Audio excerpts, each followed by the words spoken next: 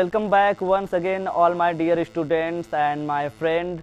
Today I am here for you, and today we are going to learn some new idioms and phrases. Those idioms are most important and impressive and common idioms. So बिना देरी किए हुए आइए देखते हैं आज के idioms को। तो डियर फ्रेंड्स, आज जो idioms हम लोग पढ़ने वाले हैं बेस्ड ऑन फ्लावर है एंड कलर है, फूलों के ऊपर और रंगों के ऊपर है। और आपको पता है idioms बहुत ही इंपॉर्टेंट होते हैं आपके राइटिंग स्किल के लिए और आपके यानी स्पीकिंग लैंग्वेज के लिए। अगर आप अच्छा इंग्लिश में बनना चाहते हैं तो ज़रूर ये इडियम्स आप याद करिए। और आपको पता है यानी इस सीरीज़ में हम लोग आज तीसरा वीडियो है और मैं 100 ऐसे इडियम्स बताने वाला हूं जो रेगुलर यूज्ड बेस्ड यानी इडियम्स होंगे। सो बिना देरी किए हुए आइए बढ़ते हैं पहले इडियम्स की तरफ। तो पहला इडियम्स है अ बेड ऑफ रोजेज, यानी अ बेड ऑफ रोजेज। सोचिएगा एक बेड है, बिस्तर है, बिस्तर पे तो आप आराम करते हैं, वैसे बेड तो आराम के लिए है, लेकिन आप सोचिएगा एक ऐसा बिस्तर हो जो काफ़ी यानी लग्जरियस हो और उस पर गुलाब हो, तो आप सोचिए कितना आरामदायक होगा। ऐसे लगेगा कि बस गिरूं और जो है उस पर यानी चैन का नींद सो जाऊं। तो ऐसे यानी अगर इस सेंस में आप बोल रहे हैं, अगर सीधा अर्थ निकालेंगे तो गलत होगा। इसका सेंस है कि अ बेड ऑफ रोजेज अर्थात वेरी इजी यानी क्वाइट कंफर्टेबल।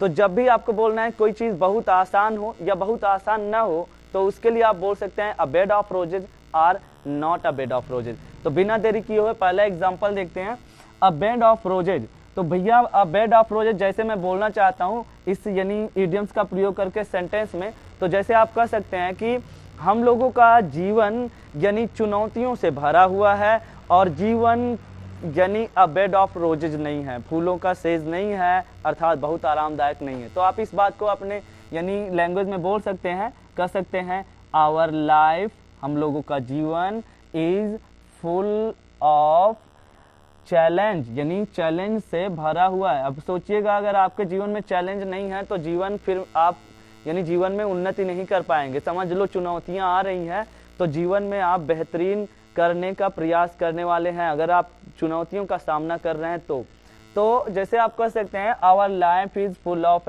चैलेंज, हम लोगों का जीवन चैलेंज से भरा हुआ है and it is not a bed of roses, और ये एक जो है बहुत ही आरामदायक नहीं है।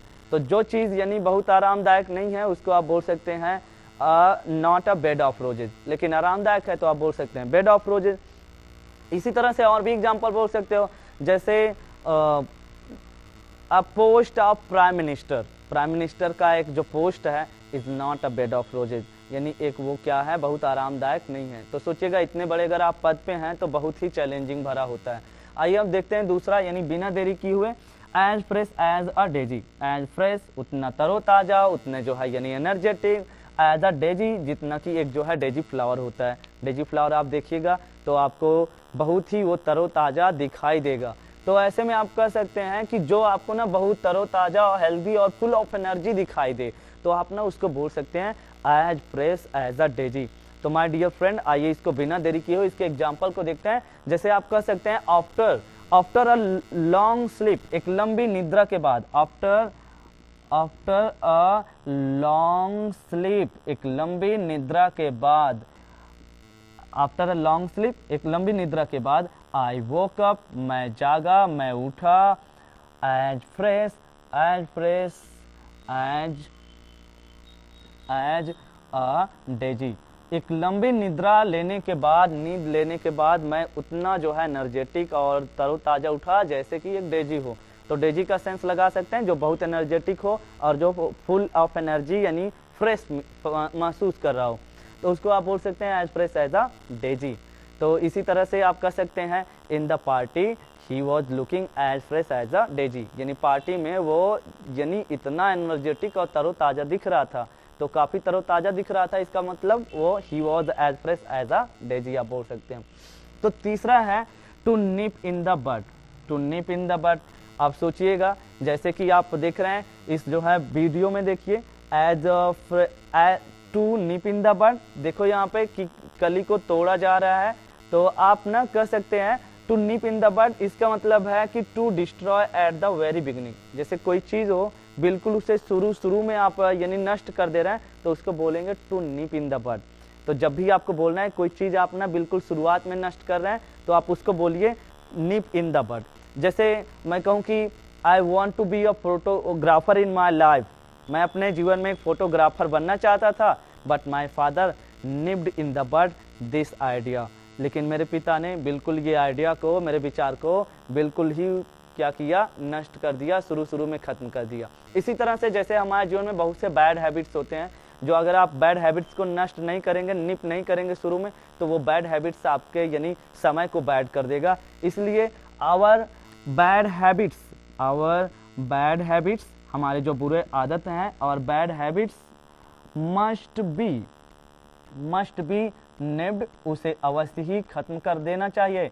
इन द बड मतलब बिल्कुल शुरू में, जैसे आप फ्लावर देख रहे हैं वो खिल रहा है और वो एक शुरुआत है और उसे कोई शुरू में तोड़ दे तो सोचिएगा बिल्कुल शुरुआत में वो तोड़ दिया गया। तो ऐसे ही ना जो चीज़ आप बिल्कुल शुरू में खत्म करना चाहते हैं आप उसको बोलिए निप इन द बड।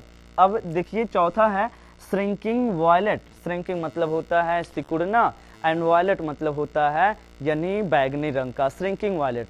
तो बैगनी रंग के फ्लावर होते हैं और आप देखिएगा उनको तो बैगनी रंग के फ्लावर जब एक बार खिलते हैं तो बाद में वो यानी मुरझा जाते हैं, तो ऐसे आप बोलिएगा श्रिंकिंग वायलेट। लेकिन सेंस यहाँ पे है कि श्रिंकिंग वायलेट मतलब होता है कि ऐसा व्यक्ति जो यानी फूल की तरह सिकुड़ता चला जा रहा हो, अर्थात इसका मतलब सेंस है कि अ वेरी शाई पर्सन, एक यहाँ पे है person, a very shy person, एक बहुत ही शर्मीला व्यक्ति। तो जो बहुत ही शर्म कर रहा हो तो उसको आप बोल सकते हैं श्रिंकिंग वायलेट। तो जैसे आप कहना चाहते हो my friend is a shrinking violet, मेरा मित्र एक जो है बहुत ही शाई पर्सन है। When ever any relative comes at home, जब कभी भी कोई रिश्तेदार घर पर आता है, ही always went in the room, वो हमेशा जो है कमरे में चला जाता है। ही always goes in the room, वो हमेशा कमरे में चला जाता है। तो जैसे आप एग्जाम्पल बोल सकते हैं कि he is a shrinking violet, वह एक जो है श्रिंकिंग वायलेट है। He is a shrinking violet, वो एक क्या है, श्रिंकिंग वायलेट है, बहुत ही शाई पर्सन है। बिकॉज क्योंकि वेन एवर जब कोई भी कम्स, वेन एवर मतलब जब कभी, एनीवन कम्स एट होम, जब कभी कोई यानी घर आता है तो ही ऑलवेज, वह हमेशा, गोज इन द रूम, वो हमेशा कमरे में चला जाता है। तो जैसे आप कुछ लोग देखे होंगे कोई घर पे आ गया तो वो भाग के घर में चले जाते हैं, तो उसको आप बोल सकते हो बहुत शर्मीला है, यानी फेस नहीं कर रहा है लोगों को, तो वो क्या है, एक श्रिंकिंग वायलेट है। आइए अब देखते हैं पांचवें इडियम्स। नंबर 5 है once in a blue moon. भैया अब हम देखेंगे यानी रंगों के ऊपर यानी इडियम्स। तो पहला यानी नंबर 5 है once in a blue moon, यानी ब्लू मतलब होता है नीला एंड मून मतलब चांद। तो सोचिए कभी कभार जो है अगर आपको दिखे नीला चांद, तो ऐसा तो बहुत मुश्किल से होता है, बहुत हार्डली होता है, कभी कभी आपको दिख जाएगा। जैसे देखो ये कितना अच्छा लग रहा है, यानी नीला चांद देखो कितना प्यारा है, तो ऐसा तो आपको बहुत मुश्किल से देखने को मिलेगा। तो जब आप कहेंगे ना once in a blue moon, इसका मतलब है कि वेरी रेयर, ऐसी चीज़ें जो बहुत ही मुश्किल से होती हैं, बहुत ही कभी कभार होती हैं। जैसे आप हिंदी में एक यानी कहावत सुने हैं, भाई तुम तो ईद के चाँद हो गए हो। जब आप किसी दोस्त से बहुत दिन बाद मिलते हो तो आप कहते हो कि भैया तुम तो दिखाई नहीं देते, तुम तो ईद के चाँद हो गए हो। तो जब आपको ऐसा बोलना है ना तो आप कहिएगा once in a blue moon. तो once in a blue moon मतलब वेरी रेयर। जैसे मैं कहूँ कि ही वेंट टू मुंबई, वो मुंबई गया, एंड सेटल्ड देयर, एंड वहाँ पे क्या हो गया, सेटल्ड हो गया, एंड सेटल्ड देयर, वहीं पे वो रह गया। बट ही कम्स, लेकिन वह आता है, but he comes to his village, he comes to his village, वो अपने गांव आता है। तो कब आता है, once in a blue moon, यानी once in a blue moon मतलब होता है कि बड़े मुश्किल से कभी कभार आता है। जैसे मेरा दोस्त था और वो मुंबई गया और वहीं पे वो सेटल्ड हो गया और वो अब कभी कभार ही आता है, तो आप उसको बोलेंगे यानी ही वेंट टू मुंबई, वो मुंबई गया एंड सेटल्ड देयर और वहीं पे बस गया, but he comes to his village, लेकिन वो अपने गांव में once in a blue moon कभी कभार आता है। तो जब भी आपको बोलना है कि ये चीज़ें बहुत मुश्किल से होती हैं, कभी कभी होती हैं, तो आप बोलिएगा once in a blue moon. जैसे आप कहें कि this happen once in a blue moon, ये चीज़ बहुत ही रेयर घटित होती हैं, कभी कभार घटित होती हैं। अब अगला देखते हैं, अगला है number 6 blue blood. Blue blood सोचिएगा एक व्यक्ति है और उसका यानी ब्लड नीला है, तो ऐसा तो आपको पता है कि हर व्यक्ति का ब्लड जो है यानी वो रेड होता है। जब आप कहेंगे ब्लू ब्लड, इसका मतलब वो कुछ अलग है। तो इसका सेंस है ये है कि ब्लू ब्लड मतलब हम उसको बोलते हैं जो अफ्लुएंट पर्सन है, अर्थात जो एरिस्टोक्रेट है, जो ऐसे घराने में पैदा हुआ है जो बचपन से ही यानी शुरुआत से ही अमीर है। तो ऐसे लोग जो धनी परिवार में जन्मे हैं उनको आप बोल सकते हैं ब्लू ब्लड। जैसे सोचिएगा मुकेश अंबानी का लड़का, वो मुकेश अंबानी के घर में पैदा हुआ। सोचिए इतने बड़े उद्योगपति हैं, एशिया के यानी सबसे अमीर व्यक्ति हैं, तो ऐसे घराने में जो लोग पैदा होते हैं तो सोचिए वो एक तरह से ब्लू ब्लड ही हैं। तो आप इसका एग्जाम्पल बोल सकते हो कि जैसे मैं कहूँ if you want to blue bloods, यदि आप बड़े यानी लोगों को देखना चाहते हो, तो इफ़ यू यदि आप वांट्स चाहते हो, टू सी देखना, ब्लू ब्लड यानी ब्लू ब्लड्स मतलब होता है, ब्लू ब्लड्स मतलब धनी लोगों को यानी रिच पर्सन को। If you want to see blue bloods, यदि आप धनी लोगों को देखना चाहते हो तो आप कह सकते हो the Taj hotel is the best place, यानी वो आपके लिए ना सबसे अच्छा है कि आप ताज होटल चले जाओ। ताज होटल जाओगे आपको बहुत से अमीर लोग देखने को मिलेंगे। तो जब भी आपको बोलना है कि ब्लू ब्लड बहुत अमीर घराने का लड़का है, तो आप बोल सकते हो कि वो ब्लू ब्लड से है। इसी तरह से जैसे आप कभी किसी आदमी को देखते हो बहुत तंग और फटे हाल में कपड़े पहने हुए दिखाई दे रहा है और आप कभी कभी गलती भी कर देते हो कि ये भाई इतना गंदे कपड़े पहना हुआ है, क्या ये कैसा आदमी है, लेकिन बाद में पता चलता है अरे बाप रे वो तो ब्लू ब्लड है, बहुत अमीर घराने का लड़का है। तो जैसे आप कह सकते हैं डोंट जज a person by his clothes, किसी व्यक्ति को उसके कपड़े से आप न परखिए, क्योंकि हो सकता है he may be a blue blood of the city, वो शहर का एक अमीर घराने का लड़का हो या अमीर घराने का व्यक्ति हो, तो उसे हम ब्लू ब्लड बोलेंगे। जब कभी भी आपको ऐसा बोलना है तो आप ब्लू ब्लड बोलिए। अगला है कैच रेड हैंडेड। भैया कैच मतलब पकड़ना, रेड मतलब लाल, हैंडेड मतलब हाथ से। जैसे आप ना कहीं पे कुछ रखा गया है और आप वहाँ पे चोरी वोरी कर रहे हैं और आप चोरी करते समय पकड़े जाएं, तो ऐसे स्थिति में आपको बोलना है कैच रेड हैंडेड। जैसे एक स्टोरी है यानी क्लास 9th में आपको याद होगा, पढ़े होंगे टॉम सायर। टॉम सायर में यानी टॉम जो होता है बड़ा शरारती लड़का है और एक बार वो क्या करता है, वो चोरी कर रहा था, मुरब्बे चुरा रहा था। तब तक उसकी जो है यानी आंटी थी यानी जिनका नाम पॉली था, वो देख ली। तो सोचिएगा उस समय वो रंगे हाथ पकड़ा गया। तो जब भी आपको यानी बोलना हो कि ये रंगे हाथ पकड़ा गया, तो आप उसे बोलें कि कैच रेड हैंडेड। जैसे क्या हुआ कि पिछली रात्रि क्या हुआ, एक चोर था मेरे घर में प्रवेश किया, तो मैं बोलूँगा अ थीफ, एक चोर, इंटर्ड माय हाउस, यानी मेरे घर में पिछली रात्रि प्रवेश किया, लास्ट नाइट। एंड लेकिन ही कॉट, वो पकड़ लिया गया, रेड हैंडेड यानी रंगे हाथ, और वो जो है रंगे हाथ पकड़ लिया गया। तो एक चोर ना यानी प्रवेश किया मेरे घर में और वो रंगे हाथ पकड़ लिया गया, तो उसको बोलेंगे कैच रेड हैंडेड। अगला देखते हैं number 8 beat black and blue. Beat मतलब होता है मारना, और किसी को ऐसा मारो एकदम मार मार के काला कर दो, और फिर उसके बाद वो काला होगा उस समय, लेकिन बाद में नीला भी पड़ जाएगा। तो जब आप ना किसी को ऐसे मार रहे हैं बीट एंड ब्लू, इसका मतलब भैया आप उसको इतना मार दिए लात घू से कि वो काला और नीला हो गया। तो सेंस लगाएगा जिसको मारे काला नीला हो जाए ना, तो वो इसका मतलब आपने बड़ी मर्सीलेसली उसको पीट दिया, बड़े यानी दयाहीन तरीके से उसको पीटा। यानी कभी कभी आप लोग देखे होंगे कुछ लोग ऐसे पीटे भी जाते हैं। तो आप ऐसा एग्जाम्पल बना सकते हैं कि सम नॉटी बॉयज, कुछ शरारती लड़कों ने, यानी कुछ शरारती लड़कों ने, सम नॉटी बॉयज, कुछ शरारती लड़कों ने, बीट हिम, उसे पीट दिया, beat him black and blue, यानी एकदम मार मार के मर्सीलेसली कर दिया। तो ब्लैक एंड ब्लू आप बोल सकते हैं।